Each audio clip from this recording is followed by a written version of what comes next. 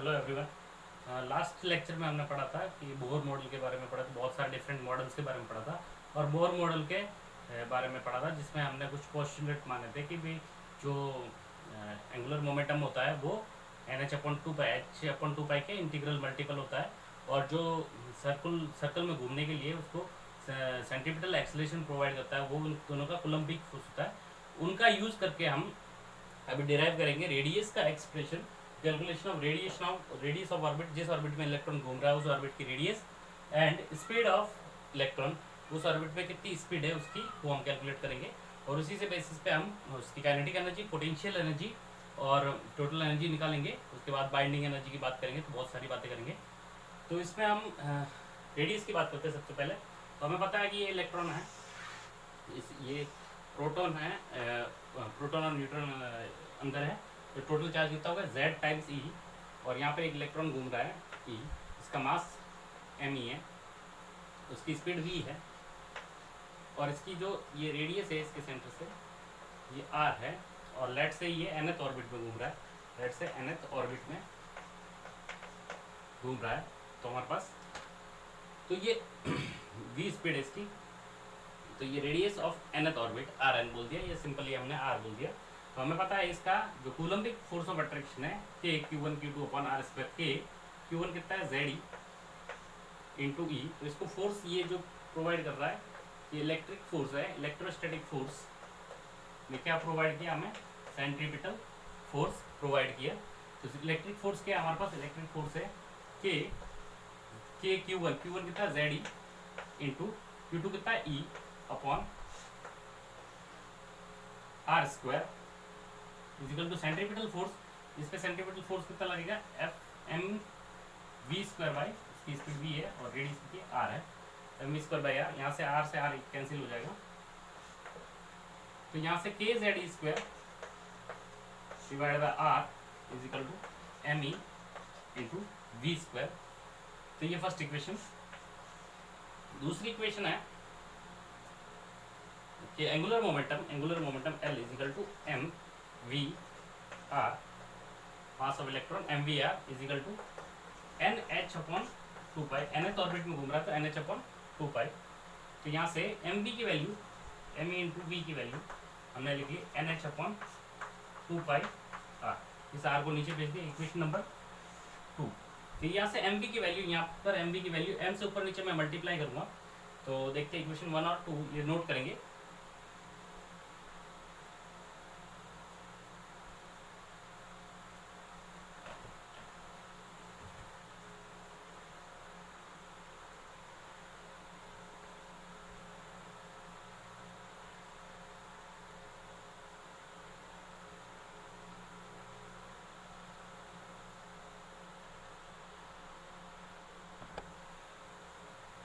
यहाँ से इक्वेशन 1 में हम यहाँ पर एम वी स्क्वायर है, तो एम वी स्क्वायर की जगह हम क्या करेंगे कि एक ऊपर नीचे मल्टीप्लाई करता हूँ, तो ये के Z E square upon r equal to, ऊपर नीचे ये एम ई वी स्क्वायर है, ऊपर मल्टीप्लाई किया एम ई से और नीचे मल्टीप्लाई किया एम ई से, तो कोई फर्क नहीं पड़ा। तो यहाँ से एम ई, तो ये M E square V square divide by M E हो गया, ये के Z E square divide by are. तो ये एक्चुअली क्या लिखा हुआ है, एम ई इंटू वी का whole square divide by M E mass of electron equal to K Z E square divide by are. यहाँ पर अब हम हमारे पास एम ई इंटू वी की value, M E into we की वैल्यू ये पुट करेंगे, इक्वेशन 2 को हम यहाँ पर पुट करेंगे, इक्वेशन 2 को हम पुट करते हैं। तो एम ई इंटू वी की जगह हमने ये पुट कर दिया n h upon two pi r का क्या है, ये स्क्वायर है divide by m e, m E into we की जगह n h upon two pi r हमने पुट कर दिया, और उसका स्क्वायर है तो स्क्वायर कर दिया एम ई, और ये के Z E square divide by r. तो हमारे पास क्या बन गया,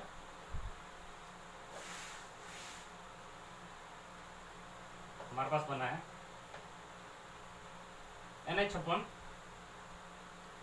n square H square upon 4 pi square 4 pi square r square into m e, और यहाँ पर k Z E square divide by r. एक आर से एक आर कैंसिल हो गया। अब यह आर को यहाँ पर लाया और बाकी चीज़ों को हम यहाँ पर लिखेंगे, तो इसको नोट करेंगे।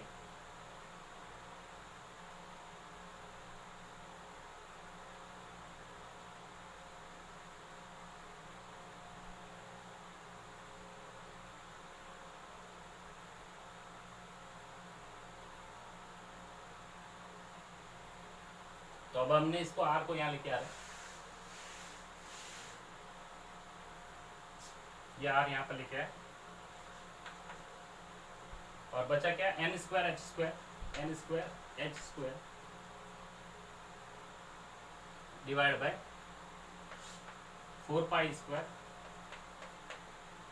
एम ई, और ये सारी चीज नीचे आ गई के जेड ई स्क्वायर। तो यहाँ से हमें के की वैल्यू हमें पुट करना है। के की वैल्यू हमें पता है, के की वैल्यू 1/4 पाई एप्सिलॉन नॉट होती है। तो ये n square H square divide by 4 pi square m e, और के की वैल्यू होती है 1/4 pi epsilon naught into z ई स्क्वायर। तो यहाँ से हमारे पास 4 पाई से ये 4 कट गया, और पाई से एक पाई कट गया, एप्सिलॉन नॉट ऊपर चल गया, n square H square epsilon naught divide by z E square pi into m e, epsilon naught ऊपर चला गया, n square z h square epsilon naught z into e square z into z ई square into pi into m. ये हमारे पास expression आ गया। ये radius of nth orbit है, रेडियस ऑफ nth ऑर्बिट, तो इसको नोट करेंगे।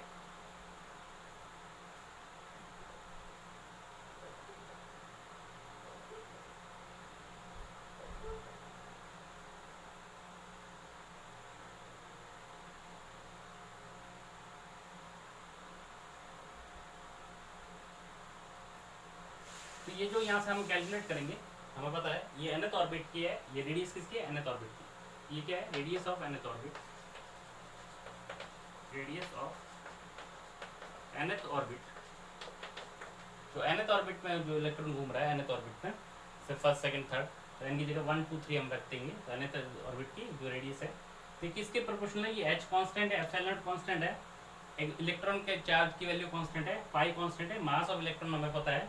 ये सारा हम चीज़ वैल्यू रखेंगे, तो हमारे पास ये आएगा h square epsilon naught divide by e square pi m E into n square by Z.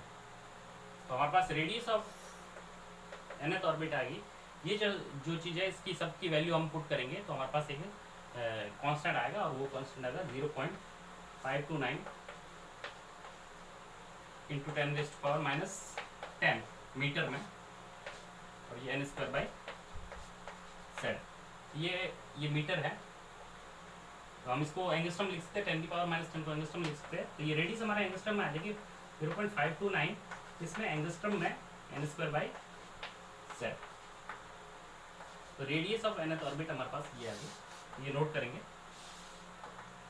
एक ये चीज़ याद रखेंगे और एक ये चीज़ याद रखेंगे। ये ज़्यादा इंपॉर्टेंट है, तो सिंपल सिंप्लीफाइड करके आएगा, और ये अगर हमको इस तरह से पूछता है तो ये भी याद रखेंगे, तो नोट करेंगे इसको।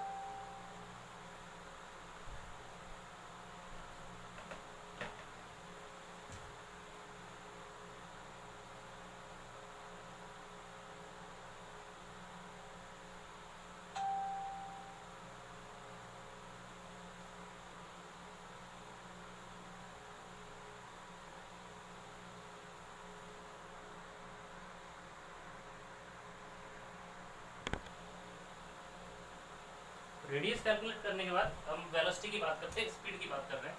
तो ये रेडियस का मैंने टर्म लिख लिया किस तरह से, इसको हम लिख सकते हैं 0.529 एंगस्ट्रम में, और यहाँ से पता चलता है n स्क्वायर के डायरेक्टली प्रोपोर्शनल, जितना ज़्यादा ऑर्बिट होगा कितना दूर, और वो तो पता ही है हमें, और ये एटॉमिक नंबर के इन्वर्सली प्रोपोर्शनल है। ओके, तो ये ध्यान रखेंगे। इसके बाद अगर हम बात करें वेलोसिटी की, तो हमने एक फॉर्मूला लिखा है mvr equal to nh upon 2 pi. तो यहाँ से v की वैल्यू हम कैलकुलेट कर लेंगे nh अपॉन 2 पाई, ये m किसका मास ऑफ इलेक्ट्रॉन, me नीचे आ गया और r भी नीचे आ, r की वैल्यू हम यहाँ से पुट करेंगे तो हमारे पास nh अपॉन 2 पाई me और r की वैल्यू हमारे पास ये h square epsilon naught n square divided by e square pi me divide by z। तो यहाँ से हमने me से me कैंसिल हो गया, ओके, पाई से हमारे पास पाई कैंसिल हो गया, e स्क्वायर है ऊपर चला जाएगा, z ऊपर चला जाएगा, h से एक h कैंसिल हो गया,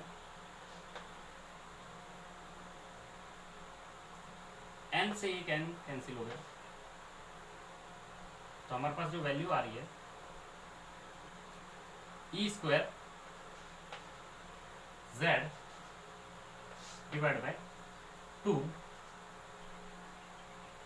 h epsilon naught n, E square z into 2 into ये h है एप्सिलॉन नॉट इंटू n, ये हमारे पास वेलोसिटी की वैल्यू आ गई। तो इसको नोट करेंगे।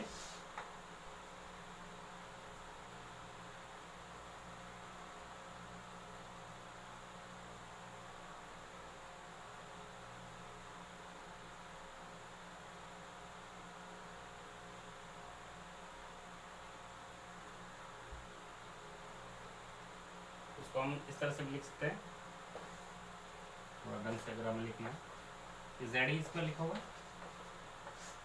Divide by 2 n epsilon naught h, जिस तरह से भी हमें लिखना है याद रखना है। तो जेड स्क्वायर हमें ज़्यादातर याद रहता है, z square divide by 2n epsilon naught h। तो ये हमारे पास ई स्क्वायर कांस्टेंट है, 2 कांस्टेंट है, एप्सिलॉन नॉट कांस्टेंट है और h कांस्टेंट है, तो इनकी वैल्यू हम कैलकुलेट करके लिखेंगे।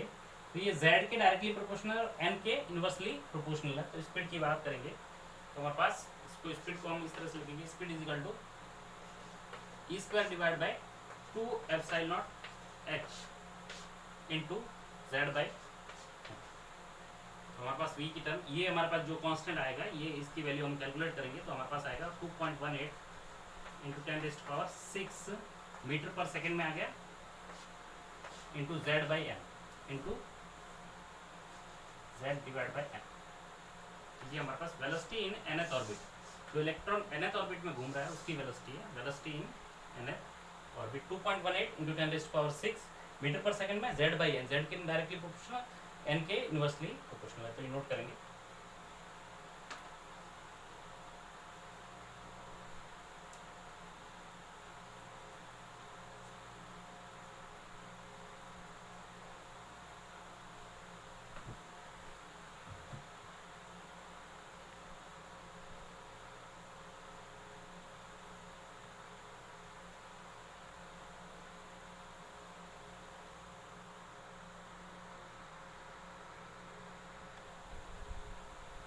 हमारे पास ये फॉर्मूला हमें याद रखना है, रेडियस का फॉर्मूला हो गया इस तरह से, h square epsilon naught divide by pi square m n square by z, और दूसरा इसको इस तरह से लिखना है एन स्क्वायर बाई जेड के डायरेक्टली प्रोपोर्शनल, ये जेड बाई एन के डायरेक्टली प्रोपोर्शनल वेलोसिटी। तो यहाँ से अगर फॉर एच एटम बात करूँ, for hydrogen atom in first orbit की बात करूँ, फर्स्ट ऑर्बिट मतलब n इजिकल टू 1 और हाइड्रोजन एटम है इसका मतलब z इजिकल टू 1, तो z equal to 1 n equal to 1 रख देंगे। तो हमारे पास radius of first orbit of hydrogen atom आ जाएगा 0.529 एंगस्ट्रॉम का रेडियस होता है। यहाँ पर n की वैल्यू 1, z की वैल्यू 1 और वेलोसिटी कितनी होगी उसकी 2.18 इंटू 10⁻⁶ मीटर पर सेकेंड, इतनी स्पीड से वो घूमता है। हाइड्रोजन एटम का जो इलेक्ट्रॉन है फर्स्ट ऑर्बिट में इतनी स्पीड से घूमता है। अगर मैं ऑर्बिट्स नंबर ऑफ ऑर्बिट बढ़ा दूँ, मतलब सेकंड ऑर्बिट में अगर वो एक्साइट कर जाए और घूमने लग जाए, अगर इट इज़ पॉसिबल, तो उसका स्पीड एन स्क्वायर के डायरेक्टली प्रोपोर्शनल होगा। तो इस तरह से हम लिखेंगे। अब हम कैलकुलेट करेंगे, तो ये हम बस नोट करेंगे, कैलकुलेट करेंगे काइनेटिक एनर्जी और पोटेंशियल एनर्जी के बारे में, फिर टोटल एनर्जी की बात करते हैं। तो नोट करेंगे इसको।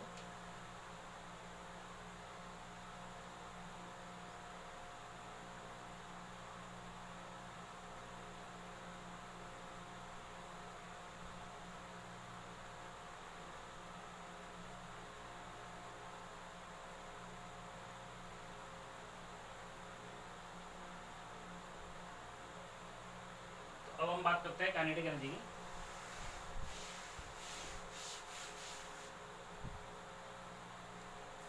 काइनेटिक एनर्जी कितनी होगी?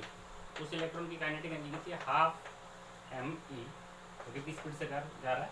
वी स्क्वायर से जा रहा है। तो हमारे पास half M E into we square, ये वी स्क्वायर की वैल्यू ये Z E square divide by 2 epsilon naught N into H, ये एन इंटू एच है का स्क्वायर है। तो यहाँ से हम बोल सकते हैं कि directly proportional to z square और ये एन स्क्वायर। तो ये किसके प्रोपोर्शनल होगा? Z square divide by N square के प्रोपोर्शनल होगा। तो कैलकुलेट कर सकते हैं हम, तो वैल्यू कैलकुलेट भी करेंगे। तो काइनेटिक एनर्जी यहाँ से जेड स्क्वायर ई की पावर 4 ये एम ई डिवाइड बाई ये 8 हो गया, 4 into 8 epsilon not square n square H square. तो ये directly proportional to z square divide by n square है। ये काइनेटिक एनर्जी हो गया हमारे पास।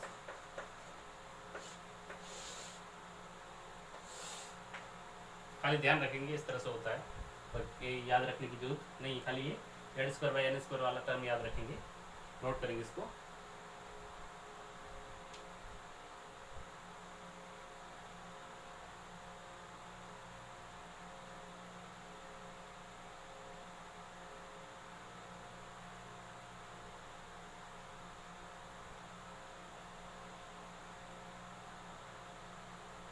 और पोटेंशियल एनर्जी की बात करते हैं। पोटेंशियल एनर्जी के लिए लाइक पोटेंशियल एनर्जी, ये इलेक्ट्रॉन है इसमें घूम रहा है, ये जेड चार्ज है और ये सिस्टम है, इसमें पोटेंशियल एनर्जी कितना स्टोर होगा? हमें पता है ये इन दोनों के बीच में डिस्टेंस कितनी है? आर के बराबर है। तो पोटेंशियल एनर्जी के Q1 कितना है? के Q1 Q2 अपॉन आर होता है। तो हमारे पास के की वैल्यू आगे पुट करते हैं। Q1 कितना है? जेड ई। Q2 की वैल्यू कितनी है? माइनस ई है। ये क्या है? इलेक्ट्रॉन है, ये माइनस ई है, minus e upon r. R की वैल्यू हम पुट करते हैं, इसको नोट करेंगे। नोट कर लिया हमने काइनेटिक एनर्जी की वैल्यू।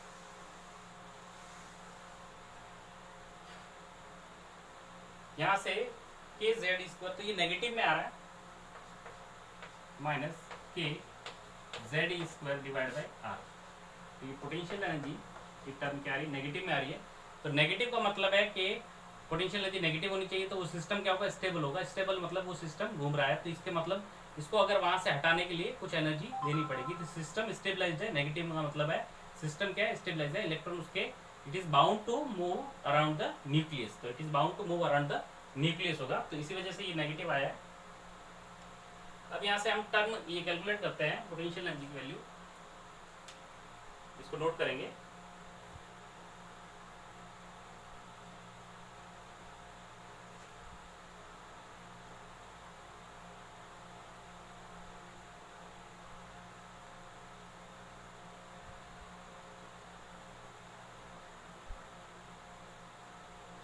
तो मैं यहाँ लिख रहा हूँ पोटेंशियल एनर्जी की टर्म के की माइनस के की value 1/4 pi epsilon naught z E square divide by r की वैल्यू मैंने यहाँ से पुट की है एच स्क्वायर, मैं आर की value h square epsilon naught divide by pi e square m e n square by z. ये मैंने वैल्यू पुट की है, इसकी आर की वैल्यू यहाँ पर पुट की है। तो हमें देखने को मिल रहा है ये सारा ऊपर चीज चला गया, पाई से पाई कैंसिल हो गया, e की पावर 4 बन गया Z E square epsilon not square, ये कितना हो गया 4 टाइम्स हो गया। तो पोटेंशियल एनर्जी की मैं लिख सकता हूँ, मैं ऊपर लिखा हूँ, इसको हम नोट करेंगे, ये ऑलरेडी नोटेड है।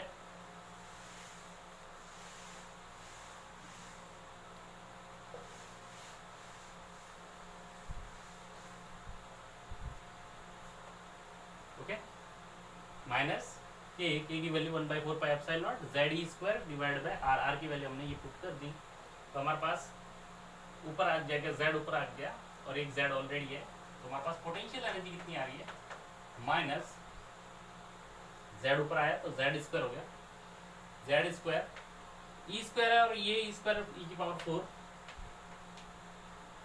और ये एम ई ऊपर आ गया, m e divided by 4 epsilon naught epsilon naught epsilon not square, epsilon not square और यहाँ से एन स्क्वायर और यहाँ से एच स्क्वायर, ये हमारे पास आया है। पोटेंशियल एनर्जी की टर्म हमारे पास ये आई है और ये भी क्या है, किसके प्रोपोर्शनल है, directly proportional to z square by N square, Z square by N square.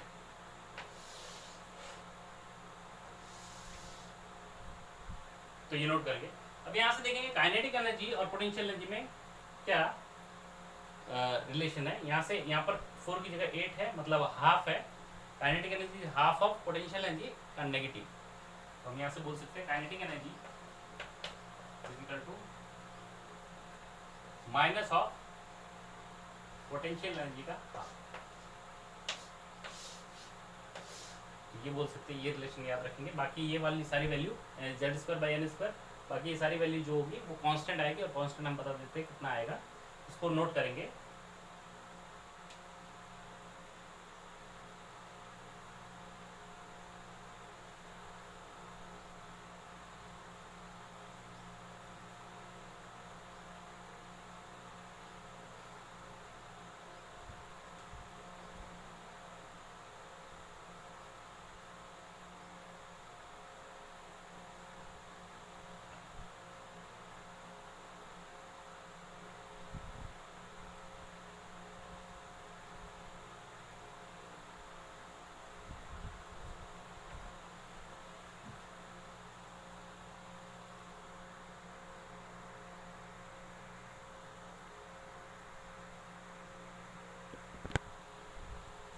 अगर हम टोटल एनर्जी की बात करें, टोटल एनर्जी कैलकुलेट करेंगे, तो टोटल एनर्जी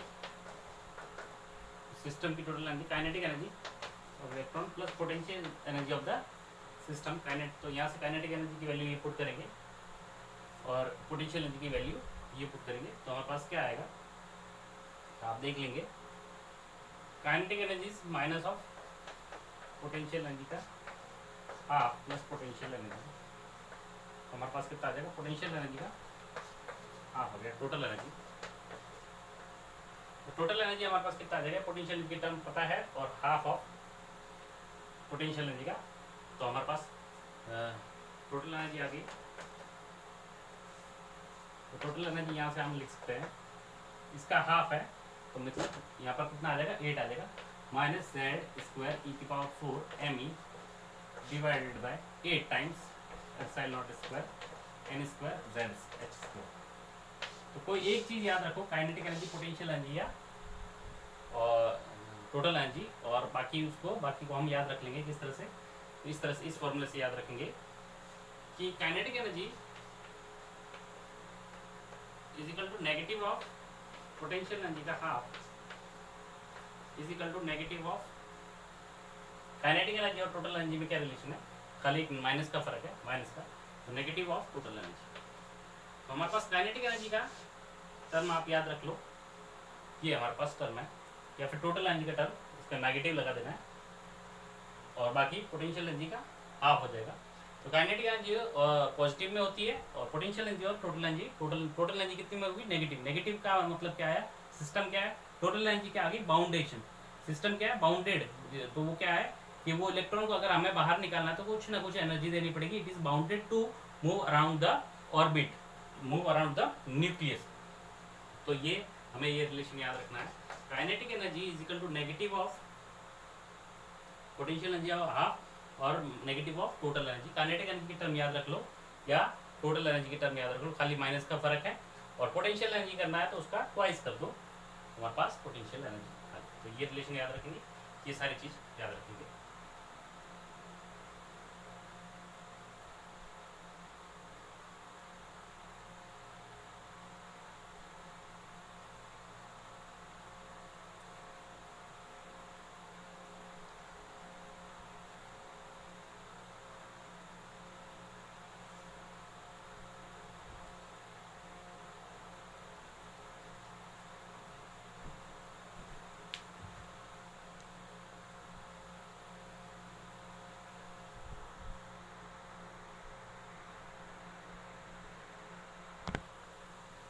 तो हमारे पास टोटल एनर्जी की टर्म ये आ गई।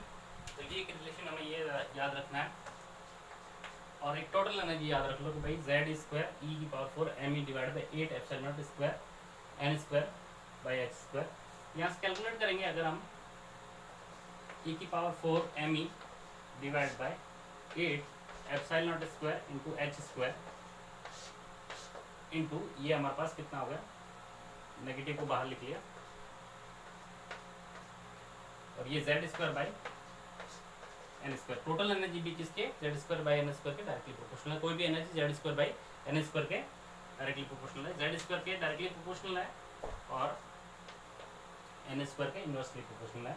तो ये हमारे पास क्या आएगा, ये जो वैल्यू कैलकुलेट करेंगे हम सारी वैल्यू पुट करके हमारे पास ये आएगा 13.6 इंटू 1.6 इंटू 10⁻⁻⁹ ये जूल में आएगा, z square by N square.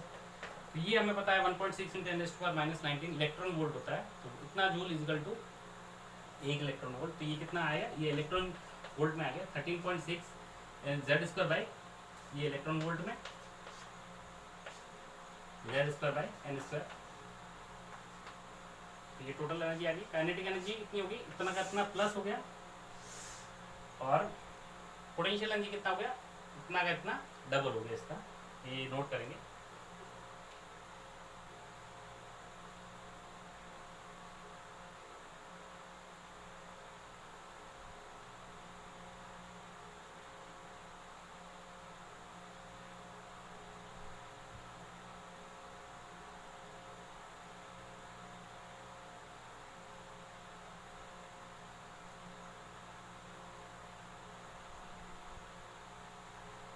हमारे पास टोटल एनर्जी, काइनेटिक एनर्जी वगैरह लिख सकते हैं हम। तो टोटल एनर्जी हमारे पास होगी -13.6 इलेक्ट्रॉन वोल्ट में Z square by N square. Okay, kinetic energy इतना कितना प्लस में 13.6 into electron volt into Z square by N square, और इसका डबल क्या है, पोटेंशियल एनर्जी, इसका डबल ऑफ टोटल एनर्जी। तो हमारे पास डबल ऑफ, यहाँ से इस इक्वेशन से डबल ऑफ टोटल एनर्जी तो कितना आ जाएगा 13.6 इंटू 2 तो -27.2 electron volt into Z square by N square. तो ये सारे टर्म पोटेंशियल एनर्जी, ये होगी काइनेटिक एनर्जी और टोटल एनर्जी। तो ये नोट करेंगे सारी चीज़ें।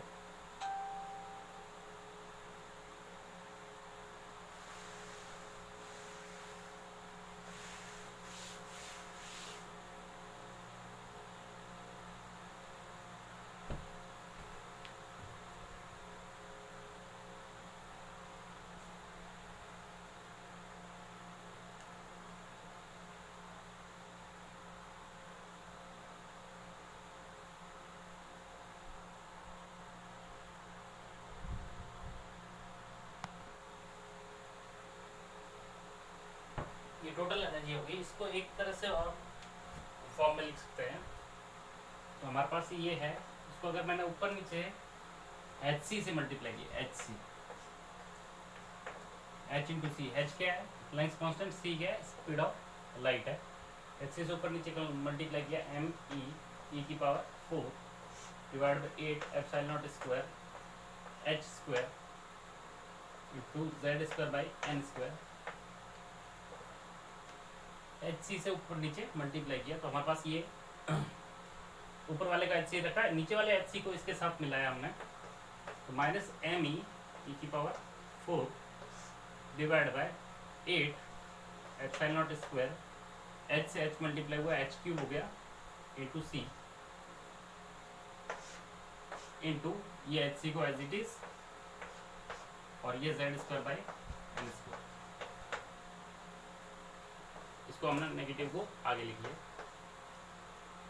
तो ये जो एक चीज आई है ऊपर नीचे एच सी से मल्टीप्लाई किया, ऊपर के एच सी को एज इट इज रखा है और ये बाकी चीज को एज इट इज रखा है, नीचे से मल्टीप्लाई किया। ये चीज को हम लिख सकते हैं कि ये जो भी आएगा ये भी कांस्टेंट आएगा, क्योंकि ये सारी चीजें कांस्टेंट है, तो इसको हम बोलते हैं Rydberg's constant, Rydberg's constant R into H C into Z square by N square. Here R क्या है, ये हमारे पास टोटल एनर्जी है। आर क्या है, आर रिडबर्ग्स कांस्टेंट है, रिडबर्ग्स कांस्टेंट, और वो कितना है, वो है हमारे पास ये पूरा पूरा रिडबर्ग कांस्टेंट है एम ई की power 4 divided by 8 epsilon not square H cube C.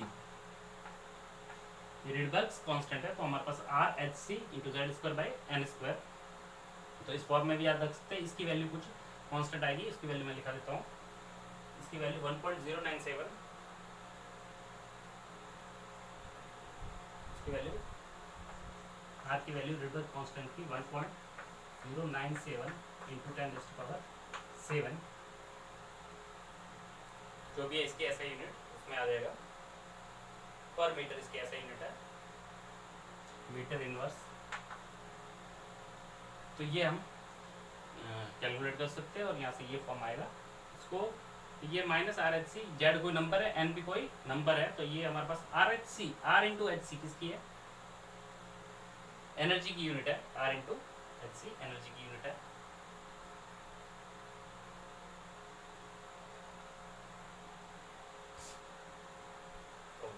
Are H C को हम यहाँ पर बोलेंगे one Rydberg energy, R H C को हम बोलेंगे वन रिडबर्ग एनर्जी। तो ये भी नोट करेंगे, आर एच सी को हम बोलेंगे वन रिडबर्ग एनर्जी। ये भी टर्म कहीं कहीं यूज होती है रिडबर्ग एनर्जी की। था आर एच सी की वैल्यू क्या है, वन रिडबर्ग एनर्जी के बराबर है। तो ये नोट करेंगे सारी चीज़।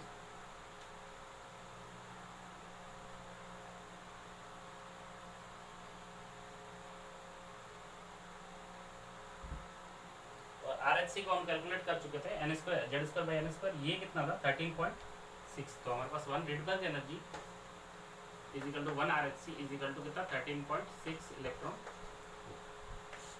तो रिडबर्ग एनर्जी कितनी, आरएचसी की वैल्यू कितनी है 13.6 इलेक्ट्रॉन। तो ये याद रखेंगे।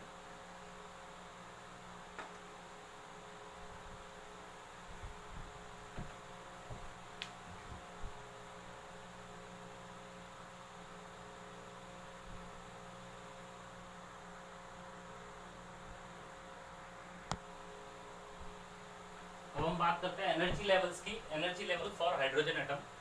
सिंपल सी बात है, टाइम जो टोटल एनर्जी है वो हमारे पास कितना होता है -13.6 electron volt Z square by N square. तो हाइड्रोजन एटम है तो जेड कितना हो गया 1, जेड की वैल्यू कितनी होगी 1। अब हमें एन की वैल्यू पुट करनी है, तो एन स्क्वायर से डिवाइड हो जाएगा एन स्क्वायर से। तो फर्स्ट ग्राउंड स्टेट में एन की वैल्यू 1 है, तो ग्राउंड स्टेट में मतलब यार फर्स्ट एनर्जी लेवल एन की वैल्यू 1 है, तो एन की वैल्यू 1 रखेंगे, जेड तो 1 है ही, कितना आएगा -13.6 इलेक्ट्रॉन वोल्ट। इसके बाद n इक्वल टू 2 रखेंगे, n इक्वल टू 2 मतलब फर्स्ट एक्साइटेड स्टेट और सेकंड एनर्जी लेवल, n की वैल्यू 2 रखेंगे, 2 का स्क्वायर 4, ये 4 से डिवाइड हो जाएगा -13.4 13.6 को 4 से डिवाइड किया -3.4 इलेक्ट्रॉन वोल्ट। इसके बाद n इक्वल टू 3 पे आएगा तो इसको सेकंड एक्साइटेड स्टेट बोलेंगे, सेकंड एक्साइटेड